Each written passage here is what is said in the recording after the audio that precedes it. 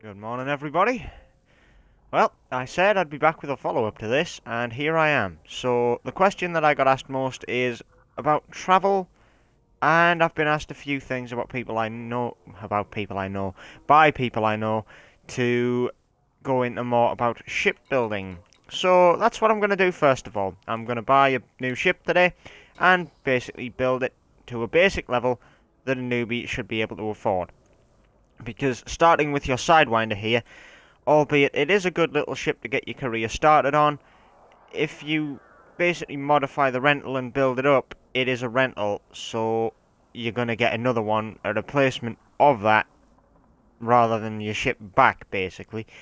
And, yeah, it's best just to have your own ship. That way, when you claim it back, you just get the full loadout back. I know you can still do that with a rental, but, well, it's not yours. I don't know. Just isn't the same thing. But, yeah, looking through the ships that this place can offer, it's pretty much got a full fleet on offer right now. You can go anywhere from the bargain basement start to the most expensive ship on the planet. Or in the universe.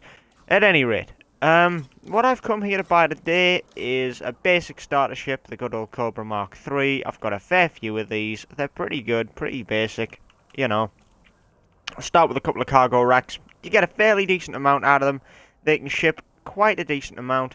You're going to get a decent amount of haulage and a decent amount of credits out of them. They're quite easy to modify and very versatile. They have a decent amount of top speed compared to their armor and shielding. Of course, it says that it's worse than my current ship, but this is an A spec. So, with that in mind, this ship is ideal for the all-rounder who just wants to try anything. If you want to go more the criminal route, then I suggest buying what I have, which is an adder, which I'm actually surprised, looking through this now, there isn't one here. But that's a lot more suited for sort of the under-the-radar sort of things.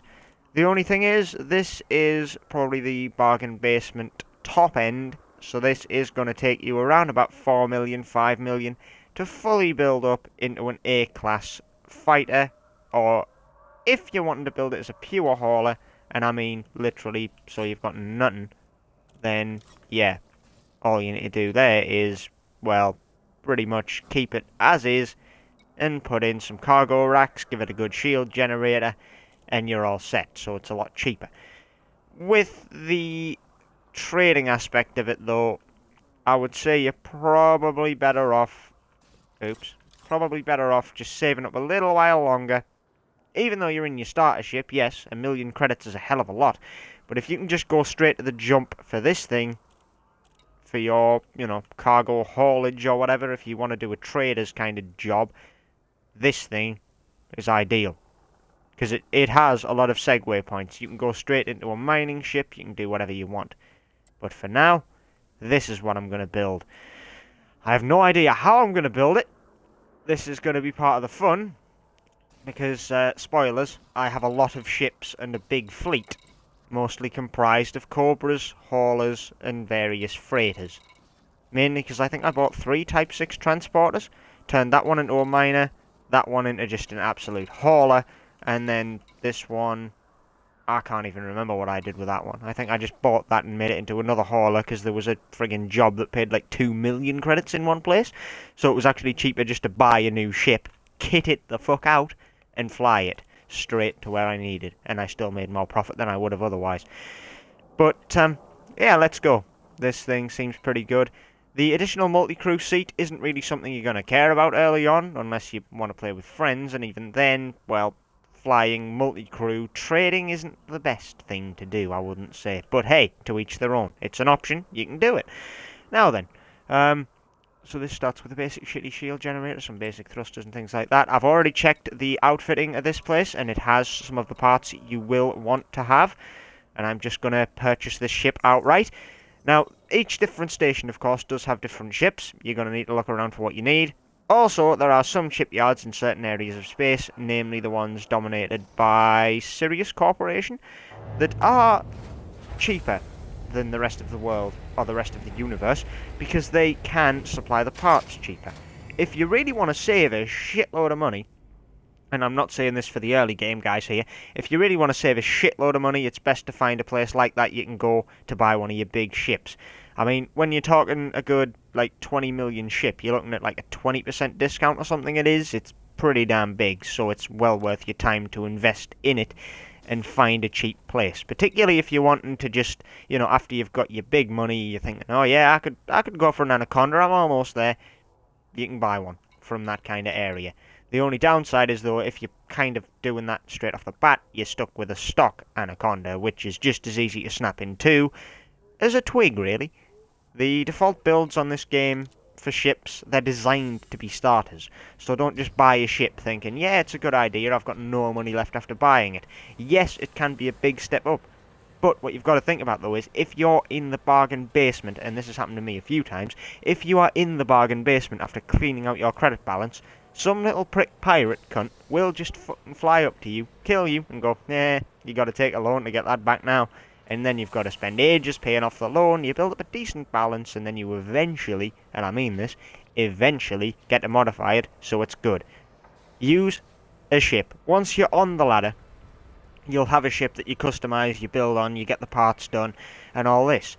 You will need to keep in that ship till you've got at least, I would say, twice the value of a ship that you wanted to buy, maybe 4 times it, depending on the size of the thing.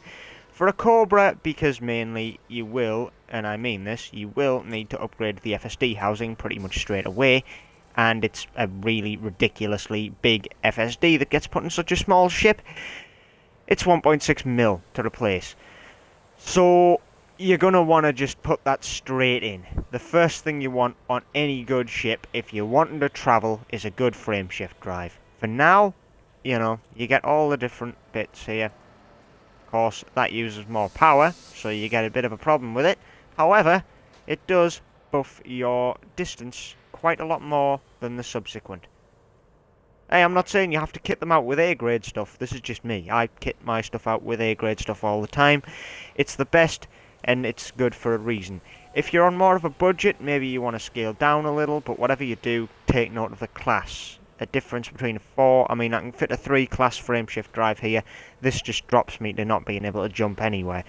I mean, the starting jump range on a frameshift drive for a ship this size is pretty good anyway. It's like between 9 and 10. So it's a lot more than you'd get in a Sidewinder. Not as much as you'd necessarily get in an Eagle or something like that, but, well, they are light ships. The bigger the frameshift drive, the further you're going to go.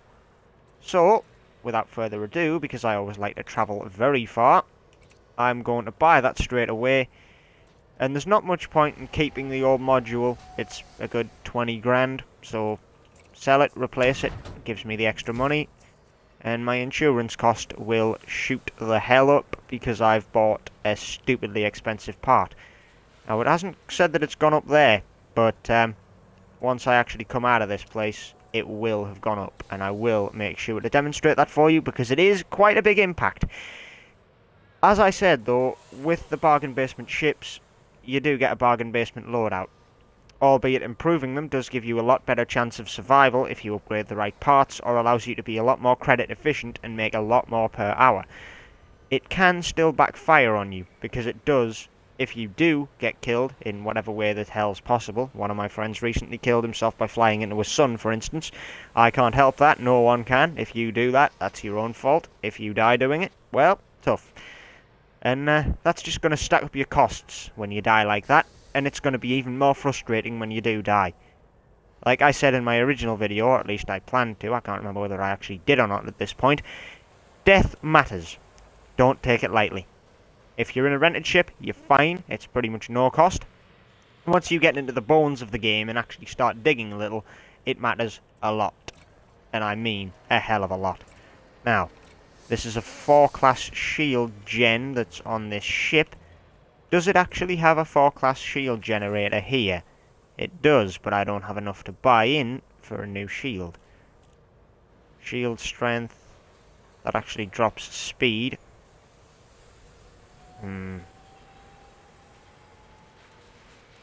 Yeah, it's a lot of a difference, really, when you consider it. It doesn't seem like it's a massive difference, but taking into account the B-class shield generator isn't as effective and weighs more, 6 tons more. So that's going to basically laden you a lot more. That is probably the lightest and most efficient thing you're going to get, and this is why I buy A-grade.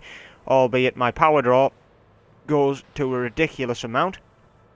I do still have power to spare, and I can improve the power plant in this thing. But as for the actual total amount, if you can't afford something of, like, you know, a decent level, then save up. Don't. Like, for now. I know for a fact I want an A-grade shield generator in this thing, because I'll probably turn it into a bounty hunter. And on that note, one thing you can always do at the very beginning of your career with these things, if you've got weapons at all, is pretty much sell them. They ain't really that useful. They're a basic starter weapon that can do some good damage, but if you want good guns, you want gimbaled mounts or turreted mounts. They give you a lot more flexibility, and if you get outflanked by groups, you're going to need that extra flexibility.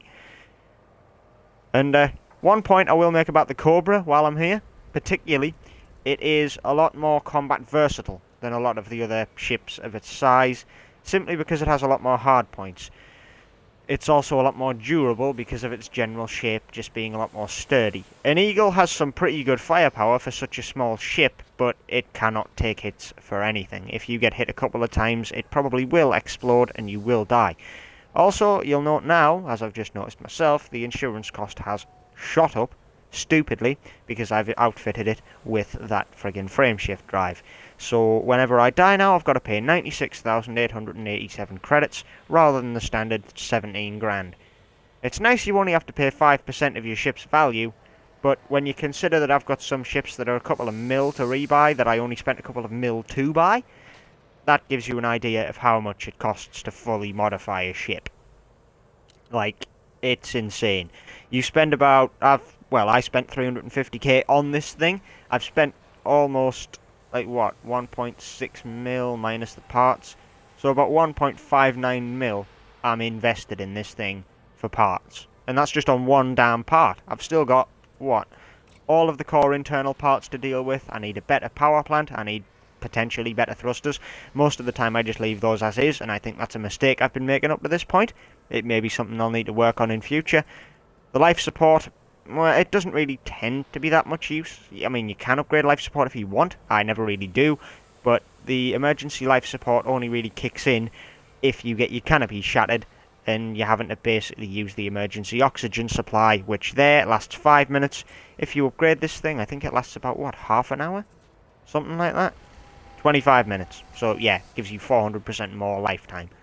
I mean, most of the time you're never going to be that far off a station, unless you're in a war zone. But even then, if your canopy breaks in a war zone, the chances are you're going to take a hit yourself, and then the ship's going to die. So, well, it's not always the best option, is it? Anyway, I've got a couple of other things I want to do with this. So I've got 3 cargo racks. That's one thing that I think all ships always do in this game as well. When you get cargo racks by default, they're always a size smaller than the maximum for some reason. It's always worth upgrading those if you're intending to do trading runs.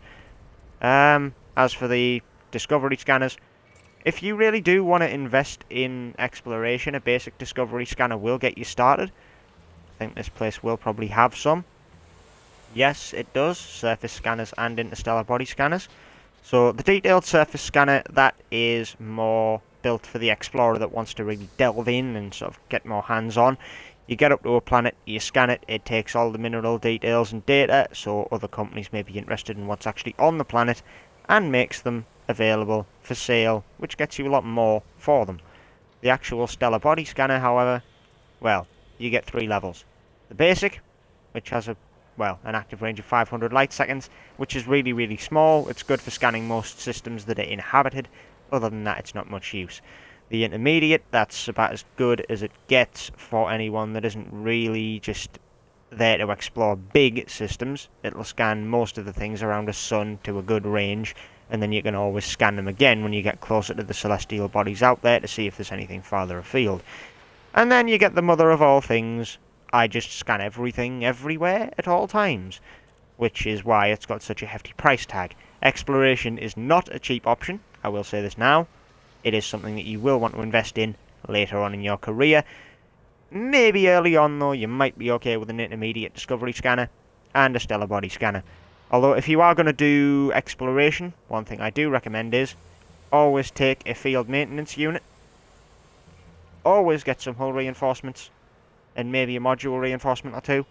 Because if you intend to go, I don't know, 50,000 light years, you're going to be a fair way outside the human bubble. You're never going to see another player, nor another AI, for probably sometimes days. I know people have literally gone, and I'm not even joking here, people have literally gone years in this game without seeing another ship. Without landing, just exploring the big black. Nothing more.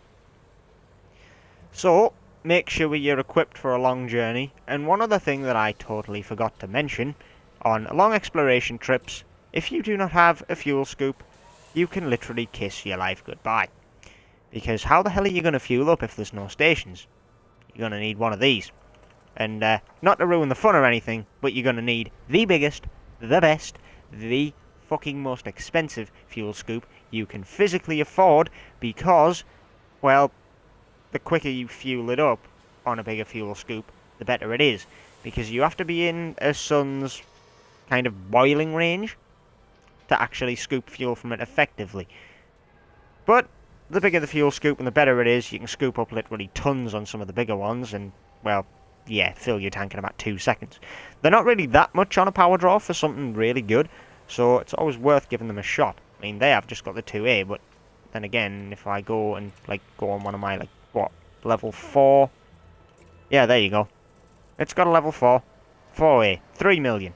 Not cheap. As I said, exploration is not a cheap thing, but that will scoop up enough fuel to get this ship across the entire galaxy, up and down across every single star system without running out of fuel, provided the pilot's not a dumbass. Obviously, some suns cannot be harvested for extra fuel because they don't produce the, well, either the heat or the vapour for it to scoop. At any rate, aside from that, there are many other things here that you can always look into. Planetary vehicle hangars are always good for planetary exploration. You can get into some good mischief on those. And there are quite a few community events racing the SRVs since it came out, which is quite nice. I've also noticed here there's passenger cabins. I'm actually quite surprised these are here.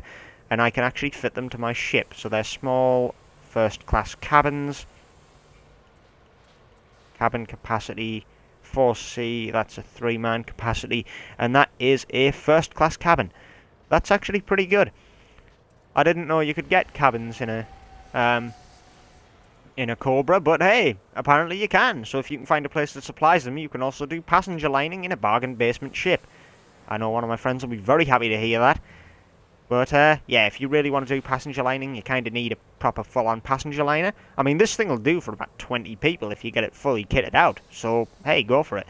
But on a passenger liner, you can literally ship hundreds of passengers. And passengers are damn expensive to ship about. So if you can, do so. Anyway, this thing is going to be something I will want to. Holy mother of God, that's expensive. I've never seen a 4A frameshift drive interdictor in my life, and I didn't realise that would be that freaking much. 21 million on a part. I think that would be the most I would have spent on any part ever, and that includes the massive fleet that I've amassed of bounty hunting and warships that have these things fitted. I've mostly only gone up to about, what, 3 A's? Something like that. Like, Jesus Christ, 4A frameshift interdictor. Boot time 15 seconds, 16 seconds range. That must be something else, surely. Facing limit 50 degrees. Yeah, I think all of them are 50 degrees.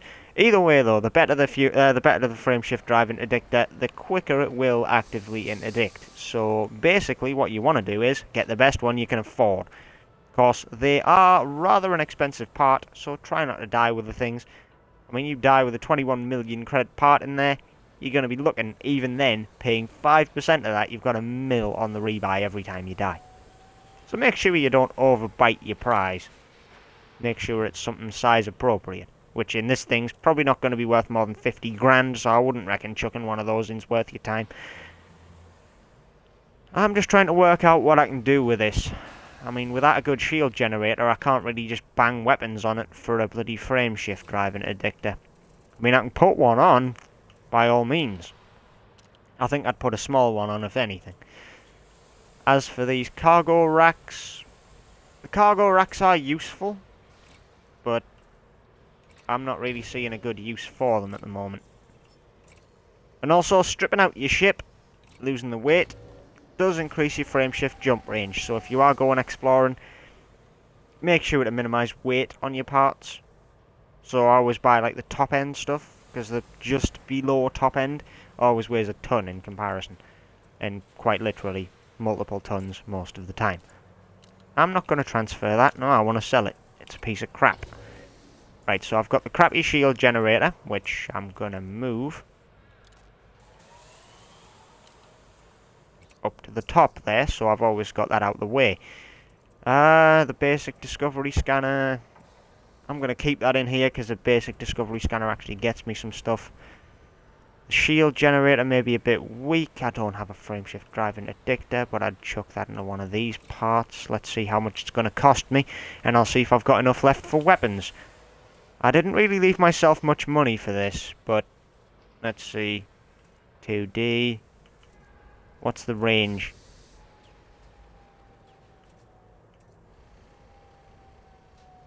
C. I mean, a 2C FSD interdictor, that'll do me on a basic little, you know, bounty hunting ship that I've got here. 302 grand. Yeah, just fit the thing. It's a basic ship, and this is a demonstration. This will just be going into a mooring after I'm done. And, like, my fleet will grow yet again. As for the cargo racks, just in case, because you do get some pirates and other some such that do actually, you know, drop their cargo before they die. So if you can get your hands on their cargo, you're going to make a pretty penny. Just be aware that if you do steal cargo from a pirate, it's already stolen and will be branded as such, so if you're carrying it, it counts as stolen goods on your end because you're advocating it. That's one thing I will always say. If you're intending to sort of just scrounge off smugglers and stuff, take the drugs they're taking, or whatever the hell you want to do, it is illegal to do it. It is profitable as hell, so if you want to do it, do it. If not, fine. Just make sure to leave them be and not destroy them, because the local authorities tend to turn up fairly quick these days, depending on the system you're in, mostly. At any rate, I think that's basically it for the internal compartments. I don't think I've got anything else I want to cram in at the moment. I might cram something else in later on. Now for the weapons, though. You get the 3 different size, or 4 different size, I think it is, of hardpoints. You get, like, small, medium, large, and huge. Each one basically determines what you can fit on where. Now, this station, I have to admit, this station has some good shit in it, because it has some good weapons. The 2 F multi-cannons on gimbaled mounts are fairly cheap. They do a good bit of penetration. The only thing is they suck against shields, I believe. So it may be prudent to team them up with a pair of lasers. Now, obviously with your weapons, you get weapons that run on bullets, weapons that run on energy, and obviously rockets that you need to keep purchasing. Albeit multi-cannons are quite good, looking at the specs we've got here. You know, the reload time on them isn't great, though. So it's maybe a bit of something to look into. Your rate of fire is really good, the clip size is good, and the overall breach damage. But, well, as it says there, you get a damage fall off after 2 kilometers. You always want to try and stay as close to the enemy target as possible. But with those 2F multi-cannons, the one thing that attracts me to multi-cannons is the power draw. They're not immensely power draining, whereas some weapons can be. Particularly, I would say, you know, railguns and things like that, I think have quite a large power draw. Yeah, 1.15 megawatts per piece. So if you want to outfit your, like, ship with railguns, be prepared to have a hell of a power plant to accommodate them, because they will take it out of you quite quickly. Let's have a look. Fragment cannons, no. Cannons. Cannons may have been something I might want to look into. Cannons are just really powerful single-shot things. You kind of want to disable those until you're through the enemy's shield, and then once they hit a hole, they just break it to pieces. But for now, I'm just going to go with the old bog standard. A couple of beam lasers, albeit beam lasers are quite power-drawing. They're still good, and they're concentrated. The only thing is, I think they drain your weapon energy pretty quickly, so you do need to be careful with that. Loading a Cobra Mark III with 4 weapons will drain your weapon's battery pretty quick, so you want to probably put a few more plips into it, which I'll cover in a bit. Anyway, that's the basic kit out done. This is a bounty hunter build. Take note of it if you want. There's plenty of other ways you can build it. The best thing I can encourage you to do, and believe me on this one, is just play around. Buy up modules. Build a ship. Just think, yeah, this might work. Build it and see. If you end up a couple of mil in the hole, moor the ship. That's what I do. And then build another one. If I get a ship that doesn't work, I've got a Cobra Mark IV that I invested about 10 mil in, it just doesn't work. The build I've put on it strains the power too much. It just doesn't go anywhere. So, I leave it out. Now then, once you're done outfitting your ship, particularly if you've put on, you know, utility mounts and various other things, you will want to build it so that you have the different fire groups for it. Now, anything that's attached to the one shot is your primary trigger. Anything that's attached to 2 is your secondary trigger. Most of the time on weapons, you pretty much want to have a build where, I don't know, you've got the 2 beam lasers, then the 2 multi-cannons, which I've just put all 4 on 1 there for like a major blast of power, alongside the interdictor, because it's a nice way to start a fight in my opinion. It really weakens the opponent. It's always nice to have a dual weapon split, because, as I say, having the 4 weapons overloads the battery quite quickly. By splitting them in 2 different triggers, I can use one set of weapons at a time. While one's recharging, I can use the other, and by using them separately rather than all together, it makes the battery last a little bit longer. And I can, if I want, press both triggers and still fire both sets at once. So, no loss in option. And another thing is, you always want to have the Discovery Scanner linked to a fire group. All on its own, with your weapons, I don't care. Because you can use a Discovery Scanner when you're in Super Cruise, whereas weapons you can only use when you're in normal cruise. Now, the frameshift drive interdictor, all is mapped, everything is done. Now I'm going to cover... The fuck was that? I'm going to cover a bit that was asked of me by a commenter. Can't remember your name, really sorry. But, yeah, you asked how you actually travel because your Sidewinder can't jump anywhere. Well, when you've got this little list here at the side, you'll have all of the options where you can go to. Now, the bigger and better your frameshift drive is, the more stuff will appear in this list because the further you can go. Now, I can go about 18.1 light years with my current build.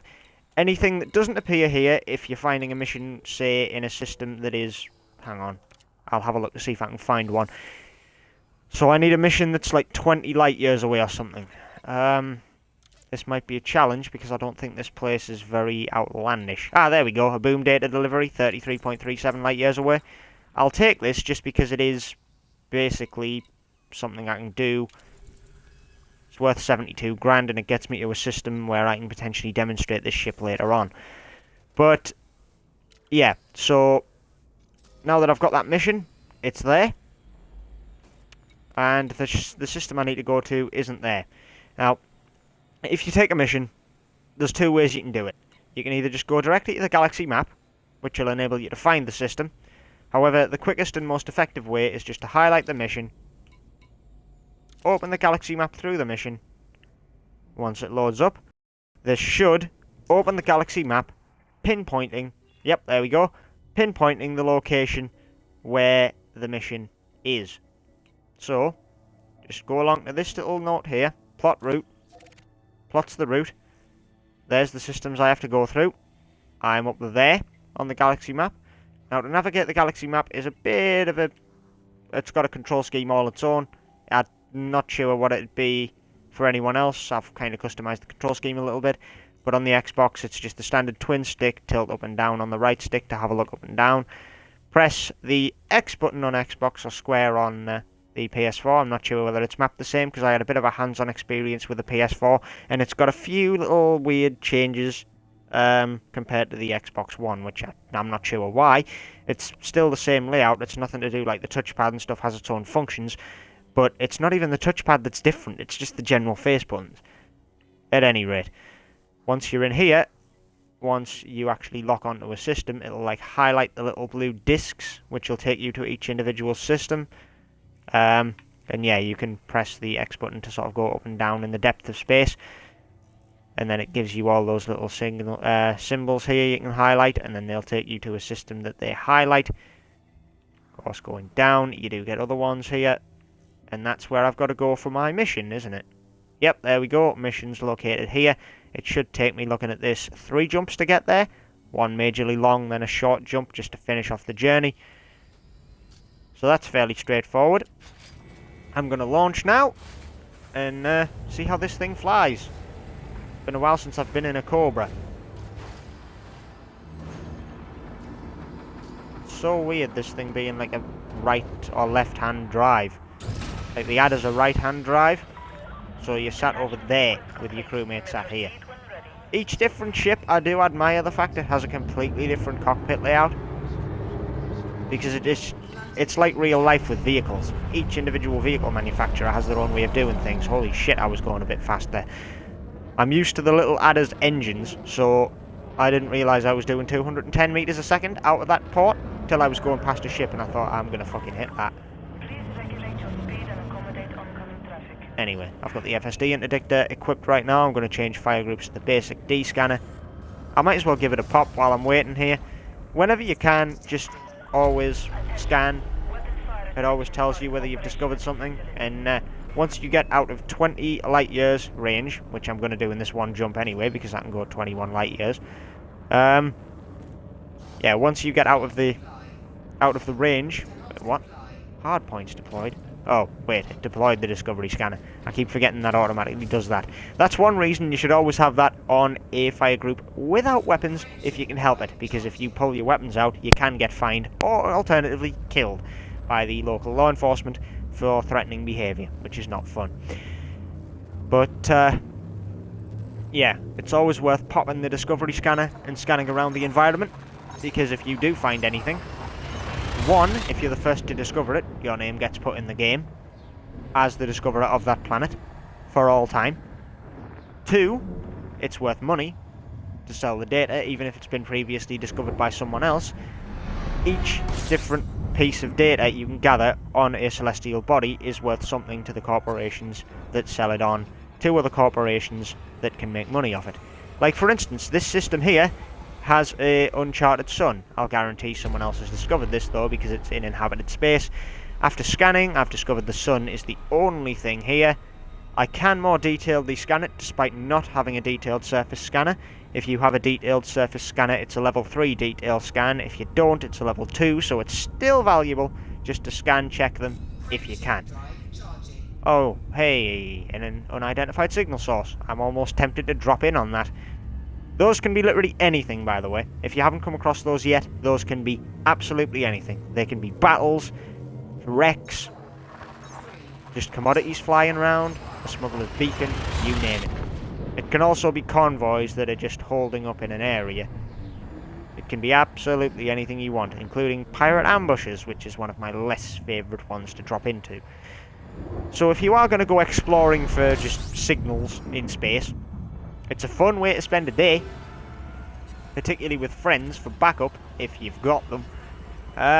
But it is risky.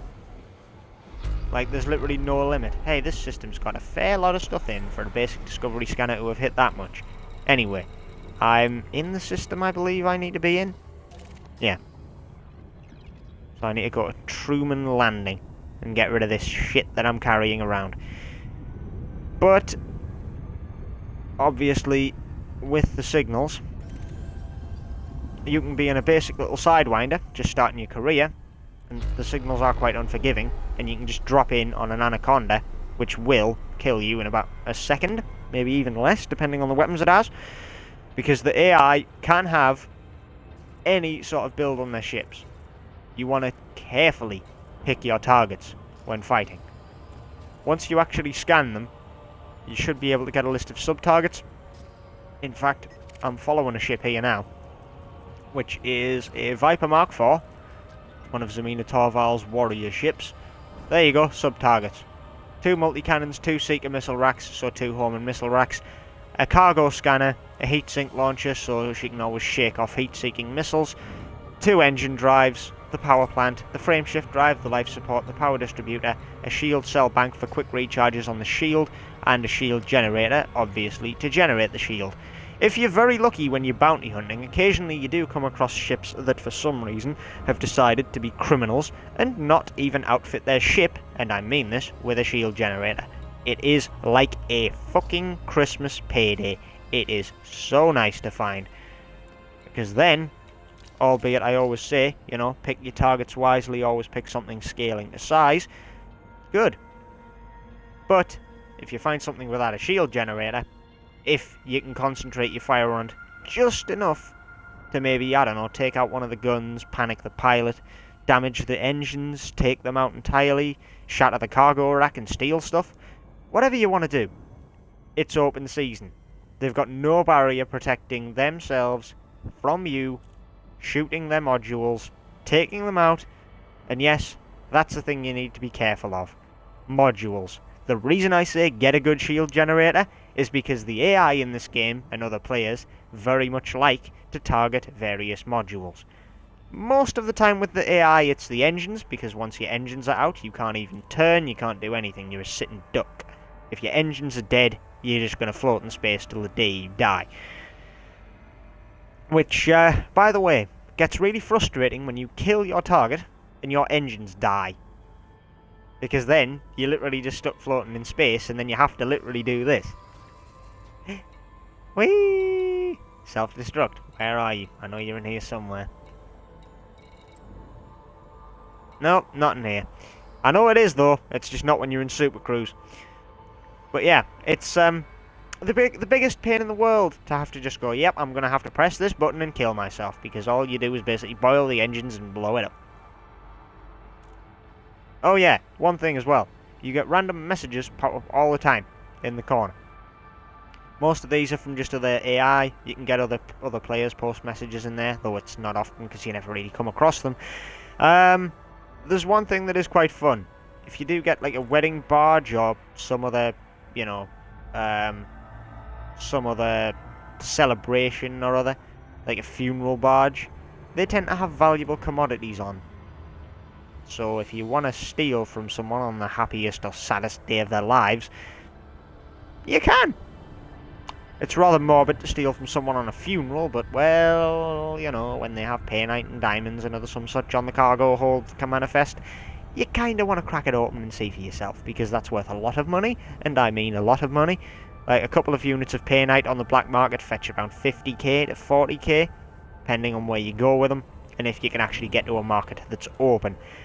Since one of the patches just, I think, after Horizons, I think it was the Engineers 2.0 patch or something, most of the heads of the superpowers decided they were going to crack down on black markets, so most of them got closed. I didn't discover this by flying here, so scanning time. There you go, another 7. See, this is one of the systems I think you need one of the bigger range, because you'll find a lot of good stuff here. And each individual, like, astronomical body, or object, as they're saying up there, can net you some tidy profit, depending on what's in it, what it is, and whether it's been pre-tapped. So, I don't know, you scan an asteroid belt, maybe it has diamond in it. Maybe no one knows that. It's worth a lot of money to the right bidders. Alternatively, of course, maybe you scan a friggin' asteroid belt and it's just floating rocks. Therefore, it's worthless. Double-edged sword with the exploration game. It is fun, though.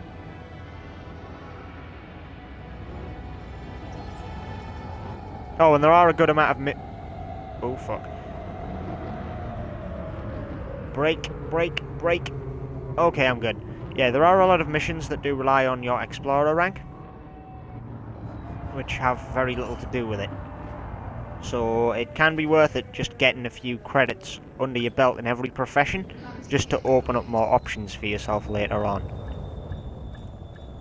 Now, landing can be a little bit tricky, but that's something you get used to with time.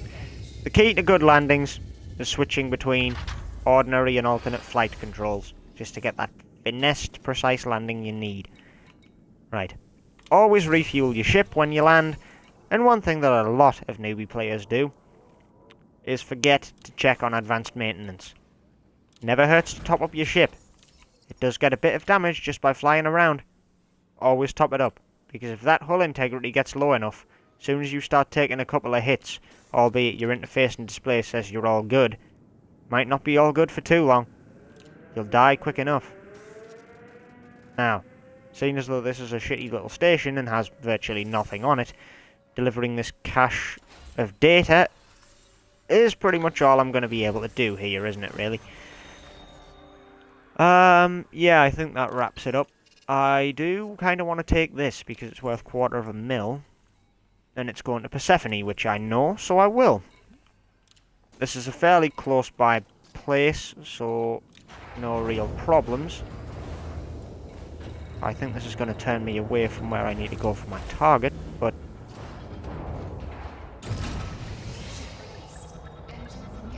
Wait, hold up. That said that was in Persephone, didn't it? Never mind. Whether it's in Avalon, Persephone, or wherever, I don't mind. And the Defence Force have a cordial relationship with me because I did a job for them.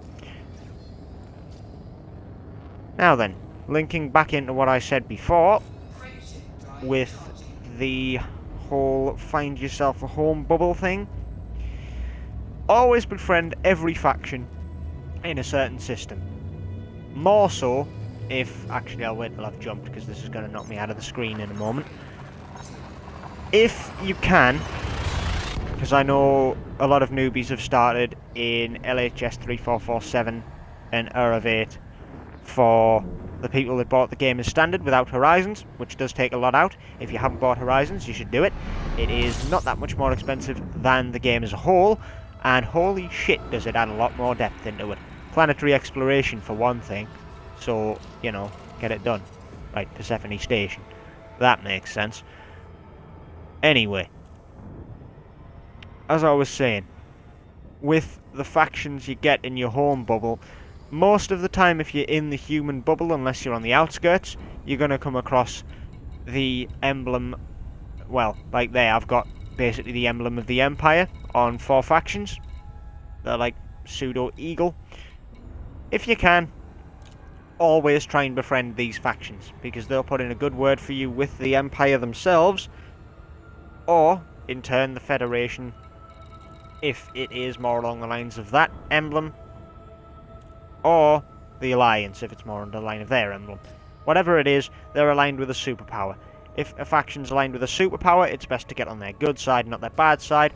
As I'm sure you can tell here, I've spent a lot of time building up a good reputation with the Federation and the Empire, not so much with the Alliance, but I still have worked with them for a little bit. But then again, being an alliance aligned, yeah, right, I was back in the day when I first started. An Empire aligned pilot, I prefer to stay in Imperial space, because it's safe for me. It's nice, there's good job opportunities, and everyone here tends to like me. In Federal space, it's a bit of a different story, albeit I am friendly, as you would have seen there with the Federation. The President kinda wants to kill me, because, yeah, there's a whole faction war thing goes on with the superpowers.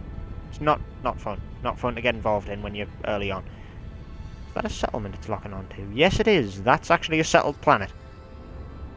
I don't have a planetary vehicle bay on this thing. I do on my Adder. Perhaps it would have been better to stay in that.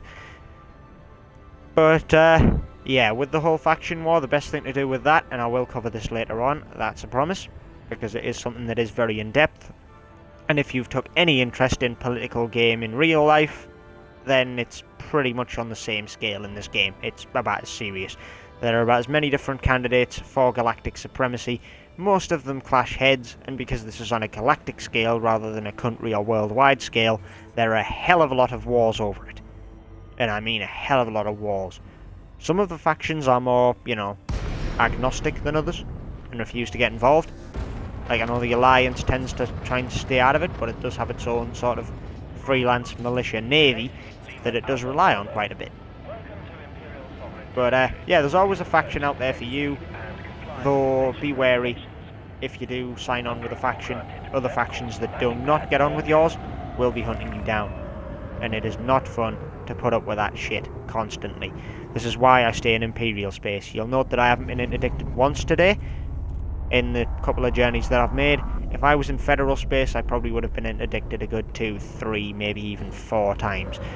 Just because, you know, warfare. And a very, very attentive AI to hostilities. If I flew into hostile space, I'd pretty much deserve to die. But anyway, albeit I built this for bounty hunting, I haven't really done that much of it in it yet. I might go into that a little bit more next episode. Right now I'm just trying to build a bit of a market for some cash building more than anything. because I kind of need it.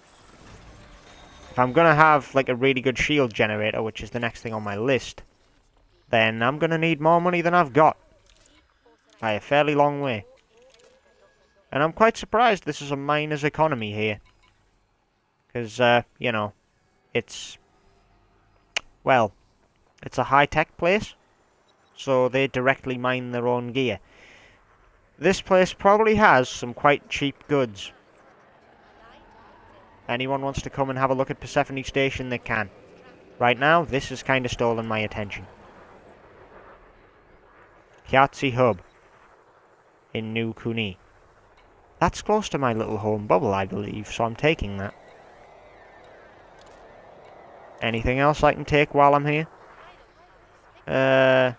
CD 53136, 95k and 4 commodities. What are they giving me? Microcontrollers and thermic alloys. No thanks, I'm alright. I'll not take that. But anyway, I hope you found this little insight helpful. Hopefully, there'll be more to come. And as per usual, if you have any questions about anything else you'd like me to cover, do leave it in the comments and I will go over it. Thanks for watching, and I'll see you guys next time. Bye-bye for now.